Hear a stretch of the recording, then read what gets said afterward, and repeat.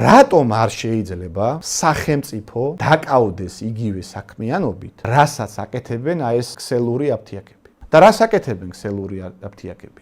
უცხოეთში ყიდულობენ პროდუქციას, წამალს და მერე ძვირად ყიდიან საქართველოში. რამე ხო არ მეშლება? თვითონ ხო არ აწარმოებენ საქართველოში. თავის ნაწარს, თავის ტექნოლოგიას ხო არ ყიდიან, კაცო. ჩვეულებრივი დისტრიბუცია. გერმანიაში, თურქეთში, რუსეთში ყიდულობ პარაცეტამოლს, ლარად და აქ ყიდი სამლარად. რატომ არ შეიძლება სახელმწიფო დაკავდეს ზუსტად იმ უმარტივესი საქმიანობით, რასაც კერძო სააფთიაქო ქსელები ეწევიან? მე ასკერა ვამბობ, რომ გავაუქმოთ კაცო და ხელი შეუშალოთ. არა, იმან გააგრძელოს თავისი საქმიანობა, კაცო, ვინ შეუშლის ხელს. საბავშვო კვება, რომელიც 50 ლარი ღირს, თუ უნდა მილიონ ლარად გაყიდოს. მოდი, შევქმნათ მუნიციპალური სოციალური აფთიაქების ქსელი, რომელიც აი ზუსტად ერთ-ერთში იგივეს გააკეთებს, რასაც აკეთებს ავერსი, PSP, GPC, ფარმადეპო თუ რაღაცა. მეოთხე, მეხუთე აფთიაქი იყოს მუნიციპალური სოციალური აფთიაქი, სადაც აი ზუსტად იგივე წამლები გაიყიდება. ერთი ნიუანსით. ამოცანა ამ სოციალური აფთიაქების უნდა იყოს მინიმალური ფასი, მინიმალურ რენტაბელურობაზე რო იყოს ორიენტირებული. თავის